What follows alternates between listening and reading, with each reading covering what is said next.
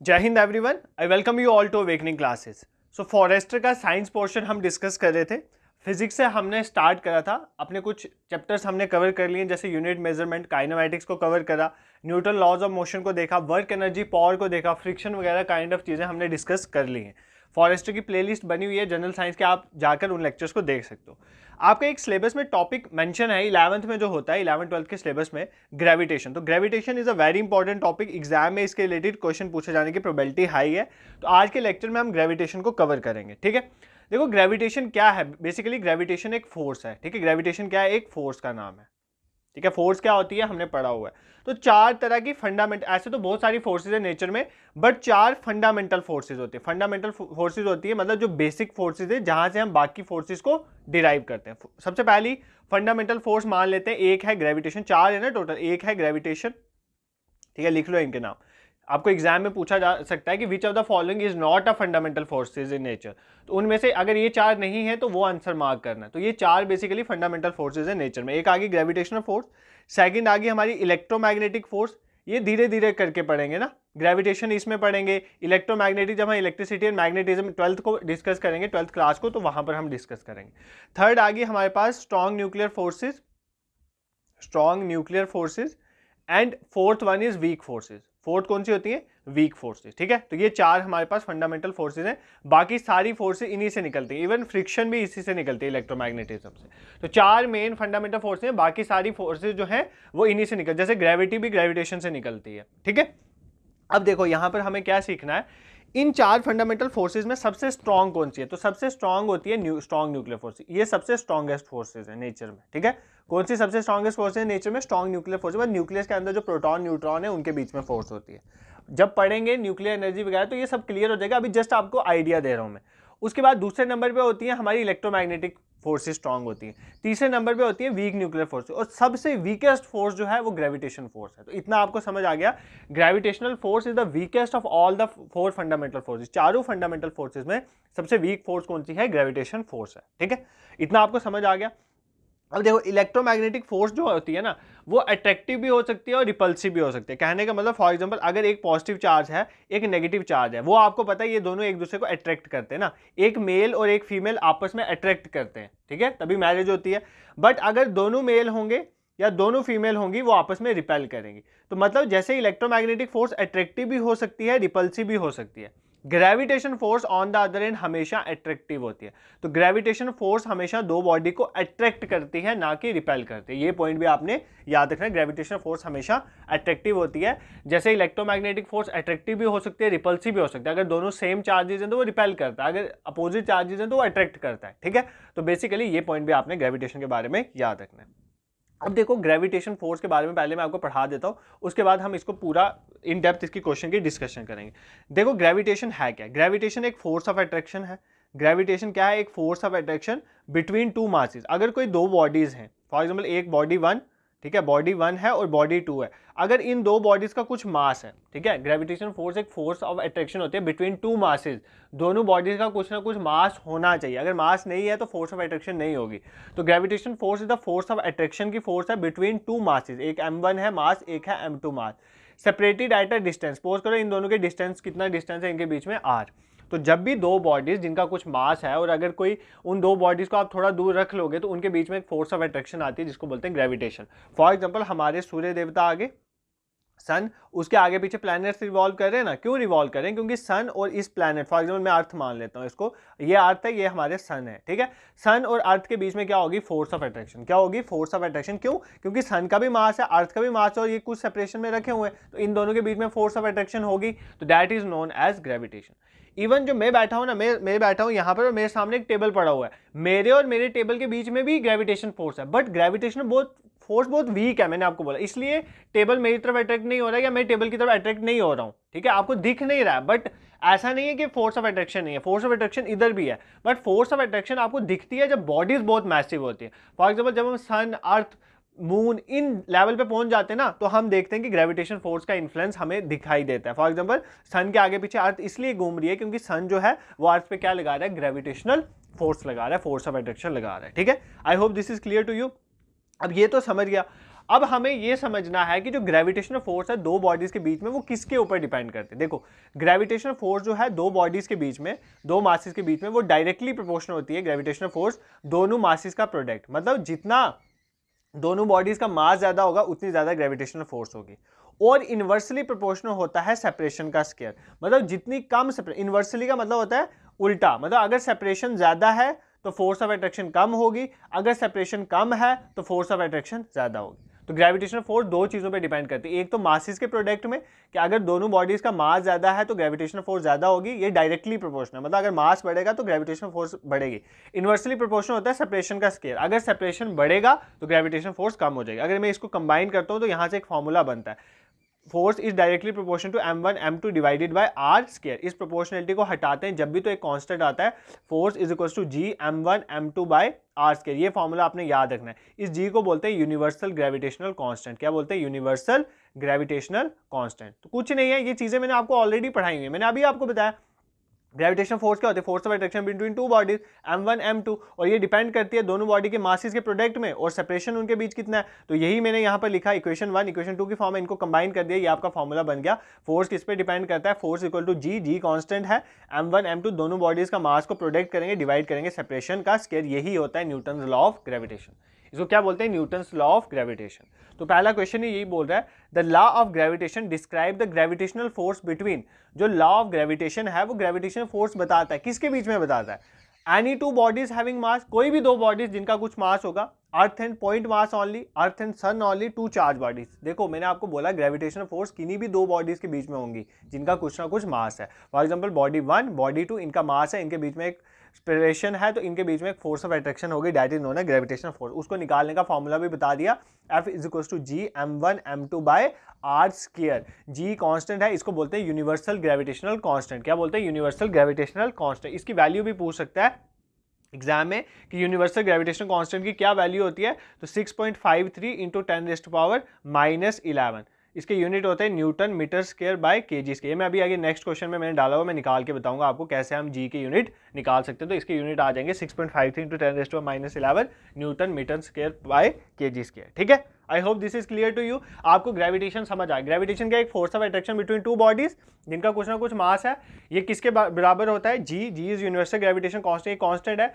m1 m2 दोनों bodies के मास को मल्टीप्लाई करो, डिवाइडेड बाय उन दोनों के बीच में कितना सेपरेशन है वो कितनी दूरी पे रखेंगे उसका स्क्वायर कर दो, तो आपका फोर्स ऑफ ग्रेविटेशन निकल जाएगा। यहां पर कोई भी आपको प्रॉब्लम नहीं होनी चाहिए। ठीक है, हर दो body, for example we have earth, यहाँ पर मेरे पास अर्थ है, अर्थ के आगे पीछे मून है, या कोई आप आर्टिफिशियल सैटेलाइट छोड़ते हो। यार अभी आपने कोई सैटेलाइट छोड़ी है तो वो सैटेलाइट आपने देखा है ना कि अर्थ के आगे पीछे घूम रही होती है, तो किसकी वजह से घूम रही होती है? ग्रेविटेशन फोर्स की वजह से घूम रही होती है। हम रॉकेट के हेल्प से उसको लॉन्च कर देते हैं, लॉन्च करने के बाद वो ग्रेविटेशन फोर्स के इन्फ्लुएंस में घूमती है। इसका मैं जो लेक्चर 2 लाऊंगा ना, बेसिकली ग्रेविटेशन के 2 लेक्चर आएंगे, दूसरे लेक्चर में आपको मैं इन आर्टिफिशियल सैटेलाइट वगैरह के कंसेप्ट भी क्लियर करवा दूंगा। ठीक है, I hope this is clear to you. Moving towards next question, question number second, the gravitational force between two bodies does not depend upon.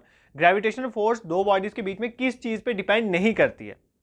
There masses. भाई करती है, मासेस पे तो डिपेंड करती है, अभी फॉर्मूला में मासेस आ रहा था ना, तो ये तो करेक्ट है, ये इसका आंसर नहीं हो सकता। देयर सेपरेशन, सेपरेशन पे भी डिपेंड करती है। यार ये फॉर्मूला याद कर लो ना, F is equal to G m1 m2 by r square. किस किस पे डिपेंड कर रहा है? मासेस पे डिपेंड कर रहा है, सेपरेशन पे डिपेंड कर रहा है, प्रोडक्ट ऑफ देयर मासेस, बिल्कुल ये मल्टीप्लाई हो रहे हैं तो प्रोडक्ट ऑफ मासेस पे भी डिपेंड करता है। The medium between two bodies, body के बीच में मीडियम क्या है? मतलब दो बॉडीज के बीच, दो बॉडीज आप हवा में रख लो, पानी में रख लो, वैक्यूम में रख लो, जहां मर्जी रख लो, उनके बीच में ग्रेविटेशन फोर्स हमेशा सेम रहेगी।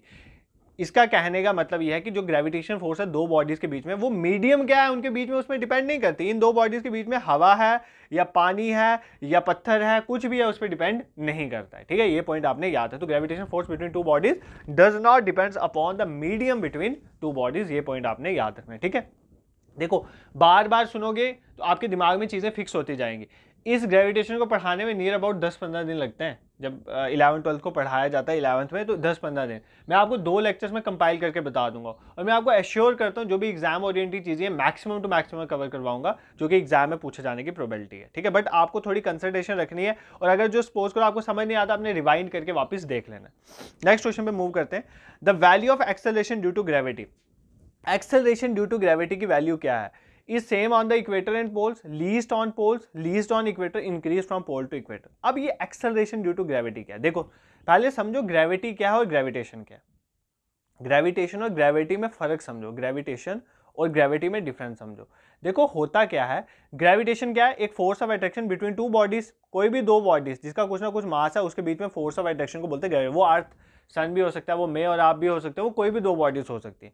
ग्रेविटी क्या होती है, gravity is also a force of attraction, gravity gravitation की टाइप है, बट इसमें एक बॉडी अर्थ होती है, दूसरी कोई भी बॉडी हो सकती है। अर्थ और मैं भी हो सकता हूँ, अर्थ और मून भी हो सकता है, अर्थ और सन भी हो सकता है, कोई भी दो बॉडीज हो सकती हैं, उनमें एक अर्थ होनी चाहिए, ठीक है। उस फोर्स ऑफ अट्रैक्शन को बोलेंगे ग्रेविटी। इसका मतलब ग्रेविटी भी एक ग्रेविटेशन फोर्स है, बट उस ग्रेविटेशन फोर्स में एक बॉडी के अर्थ और दूसरी कोई भी बॉडी हो सकती है। फॉर एग्जांपल अर्थ और मून हो सकता है, अर्थ और मैं हो सकता है, अर्थ और आप हो सकते हो, तो कोई भी दो बॉडीज हो सकती है, उनमें एक अर्थ होनी चाहिए, तो उस फोर्स ऑफ अट्रैक्शन को बोलते हैं ग्रेविटी। इसी ग्रेविटी को हम वेट भी बोलते हैं ना, फोर्स ऑफ ग्रेविटी को ही हम वेट बोलते थे। मैंने वेट और मास का डिफरेंस भी मैं आपको बता दूंगा, ठीक है। आई होप आपको ग्रेविटेशन समझ आ गया और ग्रेविटी समझ आ गया। अब देखो यहां से आपने सीखना क्या है, यहां पे पूछ रहा है, आपने एक फॉर्मूला पढ़ा हो ना, force is equal to mass into acceleration. अगर फोर्स जो है वो ग्रेविटी की वजह से है, तो बस आपने मास एक्सेलरेशन की जगह क्या डाल देना, acceleration due to gravity. Force mass into acceleration की जगह क्या डाल देना, एक्सेलरेशन ड्यू टू ग्रेविटी। अब पूछ रहा है कि value of acceleration due to gravity कहां पर कितनी होती है। मैं अभी आपको बता दूंगा, एक इक्वेशन से भी समझा दूंगा, ठीक है। देखो एग्जाम में ऐसे पूछ सकता है कि एक्सेलरेशन ड्यू टू ग्रेविटी कहां पर कम होती है, कहां पर ज्यादा होती है। एक्सेलरेशन ड्यू टू ग्रेविटी की बात करें, एक्सेलरेशन ड्यू टू ग्रेविटी सबसे कम होती है इक्वेटर में। लीस्ट कहां पर होती है, इक्वेटर में। कहां पर होती है, इक्वेटर पे कम होती है। पोल्स पे ज्यादा होती है, पोल्स पे ज्यादा होती है, ये याद रखना। ये यार ये हमारी अर्थ है ना, अर्थ की इक्वेटोरियल ऐसे थोड़ी शेप जो है ना बल्ज काइंड है, ये होता है इक्वेटर, ये होता है पोल, ठीक है। ये इक्वेटर आ गया, ये पोल आ गया। तो बेसिकली जो अगर हम बात करें एक्सेलरेशन ड्यू टू ग्रेविटी, इसकी वैल्यू जो है इक्वेटर पे कम होती है, पोल्स पे ज्यादा होती है। ये क्यों होती है ये भी बताता हूं, अभी क्लियर कर दूंगा, बट आप पहले सुनो। इक्वेटर पे कम होती है, पोल्स पे ज्यादा होती है, ठीक है। एक्सेलरेशन ड्यू टू ग्रेविटी की सबसे ज्यादा वैल्यू होती है सरफेस ऑफ अर्थ पे। जिस अर्थ की सरफेस पे सबसे ज्यादा एक्सेलरेशन ड्यू टू ग्रेविटी की वैल्यू होती है। अगर हम सरफेस से ऊपर जाते जाएंगे, फॉर एग्जांपल मैं हाइट में हवा में जाता हूं, तो एक्सेलरेशन ड्यू टू ग्रेविटी की वैल्यू कम होती जाती है। इसी तरह सरफेस से नीचे, मतलब अर्थ के सेंटर में जा रहा हूं, अगर मैं अर्थ को डिग करके सेंटर में जा रहा हूं, तब भी एक्सेलरेशन ड्यू टू ग्रेविटी की वैल्यू कम होती जाती है। ये 5 चीजें आपने याद रखनी है। एक्सेलरेशन ड्यू टू ग्रेविटी की वैल्यू इक्वेटर पे कम होती है, पोल्स में ज्यादा होती है। एक्सेलरेशन ड्यू टू ग्रेविटी की अगर हम बात करें, सरफेस में उसकी वैल्यू सबसे ज्यादा होती है। अगर हम सरफेस से ऊपर हाइट में जाते जाएंगे तो उसकी वैल्यू कम होती जाएगी, अगर अर्थ के अंदर जाते जाएंगे तो भी वैल्यू कम होती जाएगी। ये पॉइंट आपने याद रखना, इसमें कोई भी दिक्कत नहीं है। अब आप बोलोगे सर ये तो आप वर्बली बोल रहे हो, कोई इक्वेशन के थ्रू समझा दो, वो भी बता देता हूँ। देखो एक तो आपने ये फॉर्मूला पढ़ा ना, फोर्स ड्यू टू ग्रेविटी क्या होता है, mass into acceleration due to gravity. एक तो ये फॉर्मूला पढ़ा हुआ है। दूसरा मैंने आपको दूसरा फॉर्मूला क्या पढ़ाया, फोर्स किसके बराबर होता है, ग्रेविटेशनल कांस्टेंट, मास किसका, अर्थ का, एक बॉडी अर्थ, दूसरी कोई भी बॉडी हो सकती है, डिवाइडेड बाय सेपरेशन का स्क्वायर, ठीक है। ये दोनों ही जो इक्वेशन है किसको बता रही है, फोर्स ऑफ ग्रेविटी को। इन दोनों इक्वेशन को अगर मैं इक्वेट कर लेता हूं, मतलब इसकी लेफ्ट साइड सेम है, अगर मैं राइट साइड को इक्वेट, एग्जाम में कोई नहीं पूछेगा, बट यहां से आपको एक चीज समझानी है मैंने, वो देखो ध्यान से। मास इंटू ग्रेविटी, ये मास और मास दोनों से कैंसिल। अब यहां से देखो ये निकल गया ना एक्सेलरेशन ड्यू टू ग्रेविटी का फॉर्मूला, ये किसके बराबर आया है, G mass of earth divided by separation का स्क्वायर। यहां से आपको समझाता हूं जो मुझे आपको समझाना है। देखो यहां पर क्या है, ये जी और ये आर स्क्वायर, ये इनवर्सली प्रोपोर्शन है ना। जी और आर स्क्वायर क्या है, इनवर्सली प्रोपोर्शन। मतलब अगर सेपरेशन बढ़ेगी, एक्सेलरेशन ड्यू टू ग्रेविटी की वैल्यू कम हो जाएगी। अगर सेपरेशन कम होगी, एक्सेलरेशन ड्यू टू ग्रेविटी की वैल्यू बढ़ जाएगी। अब इधर से आपने क्या सीखा, ये अगर हमारी अर्थ है, अर्थ इस तरह थोड़ी इलिप्टिकल शेप में होती है ना अर्थ हमारी, तो ये आ गया हमारा क्या, इक्वेटर, ये आ गया पोल। अब देखो इक्वेटर में क्या है, इक्वेटर में सेपरेशन ज्यादा है, इक्वेटर में सेपरेशन ज्यादा है। ये बेसिकली सेंटर ऑफ अर्थ से बात हो रही होती है। इक्वेटर में अगर हम बात करें तो सेपरेशन ज्यादा है। अगर इक्वेटर में सेपरेशन ज्यादा है तो एक्सेलरेशन ड्यू टू ग्रेविटी क्या होगी, कम होगी, क्योंकि इनवर्स रिलेशन है। और अगर पोल्स की बात करें तो पोल्स में सेपरेशन कम है, अगर सेपरेशन कम है तो एक्सेलरेशन ड्यू टू ग्रेविटी की वैल्यू ज्यादा होगी। इसीलिए जो चीज मैंने आपको बताई वो मैंने आपको मैथमेटिकली भी प्रूव करके बता दिया कि इक्वेटर में एक्सेलरेशन ड्यू टू ग्रेविटी की वैल्यू जो होती है वो कम होती है, पोल्स में ज्यादा होती है, सरफेस में मैक्सिमम होती है, हाइट में जाने से डिक्रीज होती है, और अगर हम अर्थ के अंदर चल जाए तब भी डिक्रीज होती है। आई होप अब आपको एक्सेलरेशन ड्यू टू ग्रेविटी कहां पर कितनी होती है, ग्रेविटी ग्रेविटेशन, इन दोनों में डिफरेंस पता चल गया है, अब कोई दिक्कत यहां पर नहीं रहेगी, ठीक है। अभी कुछ बच्चे मैं कमेंट सेक्शन में देख रहा था, बोलते हैं सर ज्यादा क्वेश्चन लाया करो।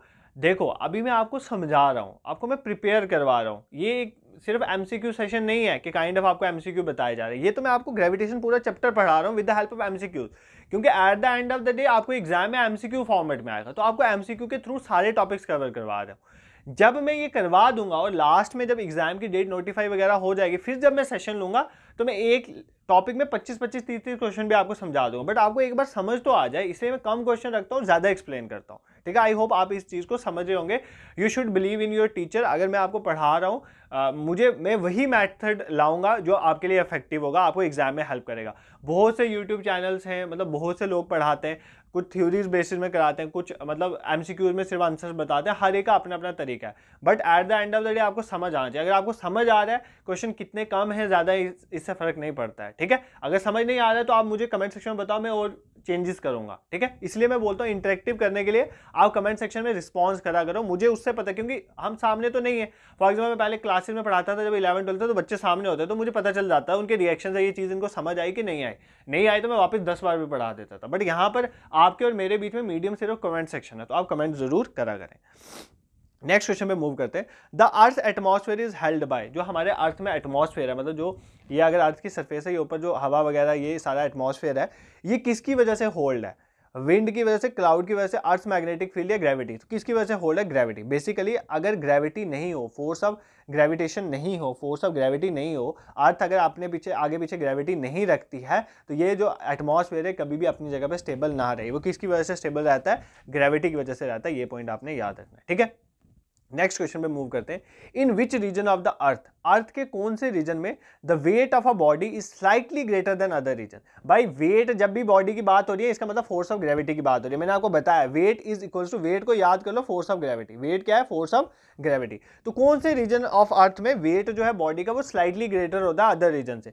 Polar region, equator, tropic of cancer, none of the. भाई ये बता दिया ना आपको फॉर्मूला निकाल के बता दिया। इक्वेटर का सेपरेशन ज्यादा होता है, एक्सेलरेशन ड्यू टू ग्रेविटी कम, तो वेट कम, क्योंकि यार वेट का फॉर्मूला होता है मास इनटू ग्रेविटी।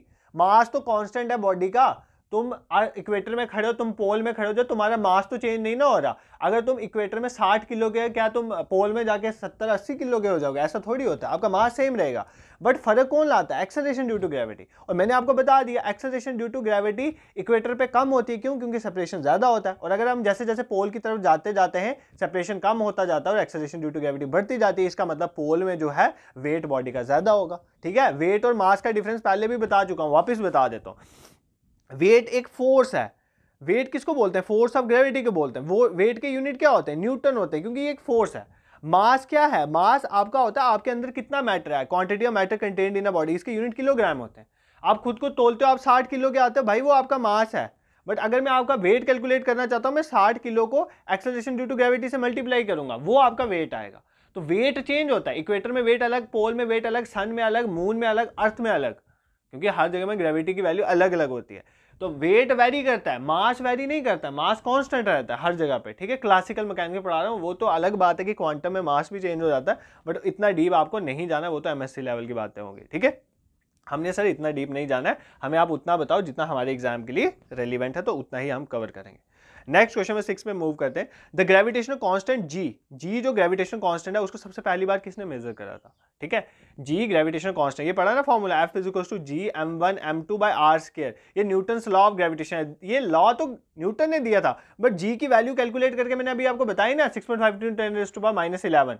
ठीक है, तो ये किसने कैलकुलेट करी थी? इस वैल्यू को पहली बार मेजर किसने करा था? Henry Cavendish, Isaac Newton, Galileo, Johannes Kepler भी पढ़ना आज, केपलर लॉ पढ़ा दूंगा आज। ठीक है, तो किसने ये कैलकुलेट करा? हेनरी कैवेंडिश ने। ये याद रखना, इन्होंने ही वैल्यू एक एक्सपेरिमेंटल अरेंजमेंट के थ्रू जी की वैल्यू कैलकुलेट करी थी यूनिवर्सल ग्रेविटेशनल कांस्टेंट की। ठीक है, नेक्स्ट क्वेश्चन में मूव करते हैं। आप केपलर्स लॉ देखो, ये जो प्लैनेट्स होते हैं ना, सैटेलाइट्स हो गए, प्लैनेट्स हो गए, इन सब का मोशन हम ग्रेविटेशन में ही पढ़ते हैं। क्यों? क्योंकि प्लैनेट सन के आगे पीछे घूम रहे हैं due to force of gravitation. क्योंकि सन जो है वो भी मासिव बॉडी है, प्लैनेट का भी मास है, दोनों के बीच में ग्रेविटेशन फोर्स होती है, इसलिए प्लैनेट सन के आगे, जो ज्यादा मासिव बॉडी होती है ना, उसके आगे पीछे जो कम मासिव बॉडी है वो घूमती है, तो इसी वजह से घूमती है। अब पूछ रहा है केपलर के फर्स्ट लॉ के मुताबिक the planet move around the sun. Kepler का पहला लॉ कहता है कि जो प्लैनेट है वो सन के अराउंड घूमते हैं। कौन से ऑर्बिट में घूमते? इलिप्टिकल, सर्कुलर, पैराबोलिक या नन ऑफ द अबव। तो ये याद रखना, केपलर का पहला लॉ कहता है कि प्लैनेट मूव करते हैं around sun in an elliptical orbit. Elliptical मतलब एलिप्स की फॉर्म में, ऐसे ना, अंडे की फॉर्म में ना, ये ऑर्बिट होता है। ठीक है। तो प्लैनेट रिवॉल्व करते हैं around the sun in elliptical orbit. अब केपलर ने 3 लॉ दिए थे प्लैनेट के मोशन को एक्सप्लेन करने के लिए, very very important for your exam. कोई डेरिवेशन आपने नहीं करनी है, आपको सिर्फ कंसेप्ट पता होना चाहिए कि केपलर के तीनों लॉ क्या कहते हैं। एक एक करके लॉ समझाऊंगा, पूरी कंसंट्रेशन यहां पर दे देना, ठीक है, पूरी कंसंट्रेशन, तभी समझ आएंगे, अदरवाइज नहीं आएंगे। पहली बात ध्यान से सुनो, केपलर का पहला लॉ ये कहता है कि हर एक प्लैनेट जो है वो सन के आगे पीछे घूमता है इलिप्टिकल ऑर्बिट में, ठीक है। मतलब यहाँ पर प्लैनेट ऐसे घूम रहा है सन के आगे पीछे। तो सन इलिप्स, पहले इलिप्स समझो, इलिप्स जो इस तरह की फिगर होती है, ठीक है, इलिप्स फिगर समझो, ये होती है इलिप्स, ठीक है। ये होता है इसका फोकस 1, ये देखो, ये जो लाइन होती है ना बड़ी वाली, इसको बोलते हैं मेजर एक्सिस। क्या बोलते हैं? Major axis. जो पढ़ा रहा हूँ ध्यान से सुनना, अभी यूज होगा। ये जो होती है छोटी वाली, इसको बोलते हैं माइनर एक्सिस। क्या बोलते हैं? Minor axis. सर हमें ये समझ आ गया। ये जो मेजर एक्सिस है ना, इसमें 2 फोकस लाई करते हैं। ये होता है फोकाई, फोकस 1, फोकस 2, इनको फोकाई भी कहते हैं, ठीक है। तो ये होती है इलिप्स फिगर। अब कह रहा है, केपलर का पहला लॉ कहता है कि प्लैनेट जो है, फॉर एग्जांपल यहाँ पर एक प्लैनेट है, प्लैनेट रिवॉल्व करते हैं सन के आगे पीछे, कौन से ऑर्बिट में? इलिप्टिकल ऑर्बिट में। और सन कहां पर लाई करता है? सन इन दोनों फोकस में किसी भी फोकस में हो सकता है। सन यहां भी हो सकता है और यहां भी हो सकता है। फॉर एग्जांपल मान लेते हैं यहां पर सन है, तो केपलर का पहला लॉ यही कहता है। केपलर फर्स्ट लॉ कहता है कि हर एक प्लैनेट जो है वो रिवॉल्व करता है around the sun in an elliptical orbit. और सन कहां पर है? Sun is at one of the foci of the ellipse. Sun ellipse के किसी एक फोकस में, F1 पे भी हो सकता है और F2 में भी हो सकता है, ठीक है। This is clear. First law Kepler का हो गया, इसमें कोई दिक्कत नहीं होनी चाहिए। सेकेंड लॉ क्या कहता है केपलर का? केपलर का दूसरा लॉ कहता है, केपलर का दूसरा लॉ कहता है, अब देखो प्लैनेट ये है, मान लेते हैं ये हमारा आ गया, यहाँ पर सन मैंने मान लिया, सन ये फोकाई 1 पे है, ठीक है, ये फोकाई 2 है, तो सन जो है यहाँ पर है, F1 पे सन लाई कर रहा है, तो F2 पे कुछ भी नहीं है, ये हमारा प्लैनेट है, ठीक है। अब कह रहा है, सेकेंड लॉ ध्यान से सुनना, ये कहता है कि फॉर एग्जांपल ये प्लैनेट यहाँ पर था P1 पोजीशन में, थोड़ी देर बाद प्लैनेट यहाँ पर पहुंच गया P2 पोजीशन में, ठीक है। यहाँ से यहाँ तक, सन तक मैं देखता हूँ ये कितना एरिया है, इसका एरिया मैं यहाँ से निकालूंगा, मान लेते हैं एरिया आ गया 6 मीटर स्क्वायर। अब फॉर एग्जांपल यही प्लैनेट यहाँ पहुँच गया और फिर यहाँ से यहाँ पर पहुँच गया, तो ये आ गया, सपोज करो P3 P4, तो ये एरिया आ गया, ये वाला एरिया। देखो कहता क्या है, इस पहले इसकी डेफिनेशन समझो। केपलर का सेकेंड लॉ कहता है वो लाइन जो ज्वाइन करती है प्लैनेट को सन के साथ, वो लाइन जो ज्वाइन करती है प्लैनेट को सन के साथ, मतलब ये देखो प्लैनेट को सन के साथ जो लाइन ज्वाइन करती है, स्वीप करती है equal area in equal interval of time, मतलब इक्वल इंटरवल ऑफ टाइम में इक्वल एरिया वो स्वीप करेगी। कहने का मतलब है, फॉर एग्जांपल P1 पे ये था 9 बजे, 9 AM पे ये कहां पर था? P1 में। अब मैं देखता हूं 12 AM में ये पहुंच गया P2 में, ठीक है, 3 घंटे, मतलब मैं कितना डिस्टेंस लिया? 3 घंटे। तो 3 घंटे में ये सन यहाँ पर है, इसके साथ देखो कितना एरिया कवर कर रहा है, तो ये एरिया कवर कर रहा है, मैंने मान लिया ये एरिया 6 मीटर स्क्वायर है। कितना एरिया? 6 metre square. अब ये प्लैनेट ये तो मूव कर रहा है, करते करते यहाँ पहुंचा, यहाँ पहुंच गया। अब यहाँ पर मान लेते हैं टाइम, जब यहाँ पर पहुंचा, यहाँ पर था 6 PM टाइम, कितना टाइम था? 6 PM। अब मैं देखूंगा 6 PM, अगर मैंने इधर 3 घंटे का टाइम लिया, मैं यहाँ पर भी 3 घंटे का टाइम लूंगा, ठीक है, यहाँ पर भी कितने घंटे का टाइम लूंगा? 3 घंटे का। 6 PM से 3 घंटे कितने हो जाएगा? 9 PM। तो ये कितना एरिया कवर कर रहा है? ये एरिया कवर कर रहा है, ये एरिया और ये एरिया हमेशा सेम आएगा। अगर ये 6 मीटर स्क्वायर आ रहा है तो ये भी 6 मीटर स्क्वायर आएगा। कहने का मतलब ये है जो प्लैनेट है वो इक्वल एरिया स्वीप करता है इक्वल इंटरवल ऑफ टाइम में। समझ आ गया आपको? इक्वल एरिया स्वीप करता है इक्वल इंटरवल। अगर 3 घंटे में प्लैनेट यहां से यहां पर जितना एरिया कवर कर रहा है, उतने ही 3 घंटे में वो प्लैनेट यहां से यहां भी इक्वल एरिया कवर करेगा। तो प्लैनेट जो है वो सन के आगे पीछे इक्वल एरिया कवर करता है इक्वल इंटरवल ऑफ टाइम में। ये पॉइंट आपको समझ आया? अगर नहीं समझ आया एक बार रिवाइंड करके देख लेना, केपलर का सेकंड लॉ भी समझ आ जाएगा, ठीक है। अब केपलर का थर्ड लॉ क्या कहता है? Very important for your exam. Kepler का थर्ड लॉ कहता है ये जो प्लैनेट रिवॉल्व करता है ना अराउंड द सन, इसका जो पीरियड ऑफ रेवोल्यूशन है, मतलब ये कितने टाइम पीरियड में रिवॉल्व कर रहा है, इसके पीरियड ऑफ रेवोल्यूशन का अगर मैं स्क्वायर करूं, ध्यान सुनो, अगर इसके पीरियड ऑफ रेवोल्यूशन का मैं स्क्वायर करूं, वो किसके प्रोपोर्शन है? वो प्रोपोर्शन है सेमी मेजर एक्सिस के क्यूब के। किसके प्रोपोर्शन है? सेमी मेजर एक्सिस के क्यूब के। मतलब ये बनाया था ना हमने एलिप्टिकल ऑर्बिट, ये आ गया आपकी मेजर एक्सिस, ये आ गया फोकस 1, ये आ गया फोकस 2। सेमी मेजर एक्सिस क्या होगी? इस मेजर एक्सिस का आधा। कहने का मतलब है कि जो time of revolution of planet around the sun है, इसका अगर मैं स्क्वायर करूं, वो किसके प्रोपोर्शन हो जाता है? इस सेमी मेजर एक्सिस के क्यूब के बराबर हो जाता है। तो ये कहता है थर्ड लॉ ऑफ केपलर्स, ठीक है। तो केपलर के 3 लॉ क्या है? पहला लॉ सिंपल है कि हर एक प्लैनेट रिवॉल्व करता है सन के आगे पीछे इलिप्टिकल ऑर्बिट में, सन किसी एक फोकाई में होगा। सेकंड लॉ कहता है कि जो प्लैनेट और सन को लाइन ज्वाइन करती है ना, वो इक्वल एरिया कवर करती है इक्वल इंटरवल टाइम। और थर्ड लॉ कहता है कि जो रेवोल्यूशन का टाइम हो, मतलब कितने टाइम में कोई प्लैनेट सन के आगे पीछे रिवॉल्व करता है, अगर मैं उसका स्क्वायर करूंगा time period of revolution of planet around the sun, इसका अगर मैं स्क्वायर करूंगा वो किसके प्रोपोर्शन होगा, जो हमारी सेमी मेजर एक्सिस होगी उसके क्यूब के। सेमी मेजर मतलब ये मेजर एक्सिस आ गई, सेमी मतलब इसका आधा, सेमी मेजर एक्सिस के क्यूब के बराबर होगा। तो तीनों केपलर्स के लॉ हमें समझ आ गए सर, हमें कोई भी अब इसमें प्रॉब्लम नहीं है, ठीक है। तो ये तो क्वेश्चन सिंपल था, प्लैनेट मूव करता है around the sun in an elliptical orbit. Question number 8 भी केपलर लॉज का है, ये भी कवर कर लेते हैं। Which of the following Kepler third law of motion, 3 laws of motion में से कौन सा Kepler law of motion is called the law of periods. Period मतलब टाइम पीरियड वाला, कौन सा तीनों, अभी मैंने तीनों लॉज पढ़ाए ना केपलर के, आप इसमें टाइम पीरियड, पीरियड मतलब टाइम की बात, टाइम की बात कौन से लॉ में हो रही थी, बताया था ना थर्ड लॉ में कि टाइम पीरियड जो रेवोल्यूशन का पीरियड होगा उसका अगर मैं स्क्वायर करूंगा वो प्रोपोर्शन होगा सेमी मेजर एक्सिस के क्यूब के। तो इसका मतलब फर्स्ट लॉ नहीं डील करता, सेकंड लॉ नहीं, और केपलर का थर्ड लॉ डील करता है, इसीलिए इसको हम टाइम पीरियड का, इसलिए इसको लॉ ऑफ पीरियड भी कहते हैं। तीनों याद कर लो। फर्स्ट लॉ को बोलते हैं लॉ ऑफ ऑर्बिट, क्या बोलते हैं, लॉ ऑफ ऑर्बिट, क्योंकि ये ऑर्बिट के बारे में बताता है ना कि सन का जो, सन के आगे भी जो प्लैनेट घूम रहे हैं उनका ऑर्बिट इलिप्टिकल हो, इसलिए इसको law of orbit. Second law को बेसिकली बोलते हैं लॉ ऑफ एरिया, ये एरिया के बारे में बताता है ना कि जो एरिया है प्लैनेट स्वीप करता है equal area equal interval time, इसलिए इसको लॉ ऑफ एरिया बोलते हैं। थर्ड लॉ को लॉ ऑफ पीरियड बोलते हैं, टाइम पीरियड के बारे में बताता है कि स्क्वायर ऑफ टाइम पीरियड जो है वो किसके बराबर होगा, proportion of semi major axis, cube of semi major axis, ठीक है। I hope this is clear to you. Kepler laws आपको समझ आ गए। देखो केपलर्स लॉ बहुत इंपॉर्टेंट है, एग्जाम में पूछा जा सकता है यार, T square is proportion to R4 डाल देगा, R2 डाल देगा, भाई T square is proportion to R cube है, ठीक है। देखो जब मैं आपका सिलेबस खत्म होने के बाद मॉक टेस्ट वगैरह लूंगा ना, मैं आपको इस तरह से क्वेश्चन फ्रेम करूंगा जिस तरह से एग्जाम में, रियल एग्जाम में अपीयर होते हैं। जैसे पहले VLW का एग्जाम हुआ था तब भी बहुत से क्वेश्चन रिपीट हुए, सुपरवाइजर के एग्जाम में, FA के एग्जाम में तो बहुत से क्वेश्चन रिपीट हुए हैं। तो मतलब आपको इसी तरह से फाइनल SI के एग्जाम में तो आपने इस तरह से क्वेश्चंस को डील करना है, किस तरह से क्वेश्चन बनाए जाते हैं हम आपके लाएंगे। Next, the unit of G in SI system है, ये यूनिवर्सल ग्रेविटेशन कांस्टेंट की क्या यूनिट है। देखो वैसे तो ये आपको निकालने चाहिए, बट मैं फिर भी आपको निकाल के बता देता हूँ, क्योंकि आपको थोड़ा मतलब मैं चाहता हूँ यूनिट निकालना आ जाए डायमेंशन, क्योंकि एग्जाम में ऐसे क्वेश्चन पूछे जाते हैं। मैंने आपको एक फॉर्मूला पढ़ाया कि फोर्स ऑफ ग्रेविटेशन का क्या फॉर्मूला होता है, G m1 m2 by r square, ठीक है, ये फॉर्मूला था। आपने किसके यूनिट निकालना है, यूनिवर्सल ग्रेविटेशन कांस्टेंट, इसको यहीं पे रहने दो, बाकी सब उठा के उधर ले जाओ। फोर्स इनटू ये r स्क्वायर यहाँ पे डिवाइड हो रहा है, इधर जाके मल्टीप्लाई हो जाएगा, r स्क्वायर डिवाइडेड बाय ये मास g के साथ मल्टीप्लाई हो रहे हैं, इधर जाके डिवाइड हो जाएंगे। तो बस आपका G अलग हो गया ना। अब इसके यूनिट निकालें, यूनिट कैसे निकले, इन सबको डालो यहाँ पे तो यूनिट निकल जाएंगे। फोर्स के यूनिट क्या आ गए, न्यूटन, ठीक है। रेडियस का स्क्वायर, रेडियस मतलब सेपरेशन है, सॉरी रेडियस मतलब सेपरेशन, सेपरेशन मतलब क्या होती है, लेंथ, तो मीटर का स्क्वायर डिवाइडेड बाय मास, पहले का मास किलोग्राम, दूसरे का मास किलोग्राम, तो क्या बन जाएगा, किलोग्राम स्क्वायर। देखो ये कहाँ पर ऑप्शन है, newton metre square by kilogram square, newton metre square by kilogram square, भाई पहला ही है, ठीक है। क्या मुश्किल थी इसमें, थोड़ा दिमाग भी यूज़ करना है ना, ओपन माइंड होके, मतलब वो टाइम छोड़ो यार जब हम क्लासेस में पढ़ते थे, मतलब एक टेस्ट है, हमने एक चैप्टर तैयार करा, ये एक सिलेबस तैयार करा, 8th 10th बोर्ड की बात है भाई, ये बोर्ड नहीं है, कॉम्पिटिटिव एग्जाम है। यहाँ पर आपको अपना विजन खोल के चलना है। वहाँ पर आप एक 2 साल करके फिजिक्स कंप्लीट करते हैं, केमिस्ट्री बायोलॉजी कंप्लीट, यहाँ पर आपने साइंस कंप्लीट करनी है, 2-3 महीने में पेपर आ जाना है। उसके बाद आपने क्या करना है, साइंस कंप्लीट करनी है, आपने बाकी सब्जेक्ट्स पे कंप्लीट करना है। तो आपको यही रिकमेंड करूँगा, साइंस के साथ साथ बाकी सब्जेक्ट मैंने प्लेलिस्ट में डाले हुए हैं,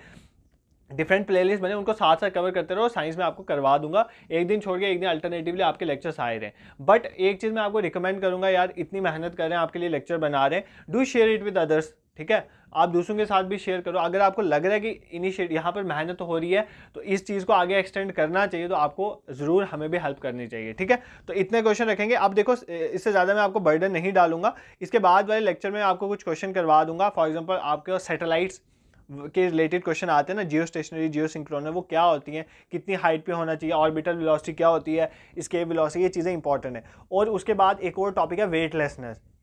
वेटलेसनेस वाला टॉपिक, कई जगहों पे जाकर वेट जीरो हो जाता है बॉडी का, फ्री फॉल ये वगैरह, ये नेक्स्ट लेक्चर में ग्रेविटेशन के हम इंक्लूड कर लेंगे, ठीक है। आई होप आपको ये समझ आया होगा। इसके साथ साथ मैं आपको रिकमेंड करूंगा इंस्टाग्राम हैंडल, मैं लिंक डिस्क्रिप्शन में डाल दूंगा, वहाँ पर ज्वाइन करो। करंट अफेयर्स वहाँ पर डेली अपडेट होते हैं, तो उधर करंट अफेयर्स साथ साथ देख लो।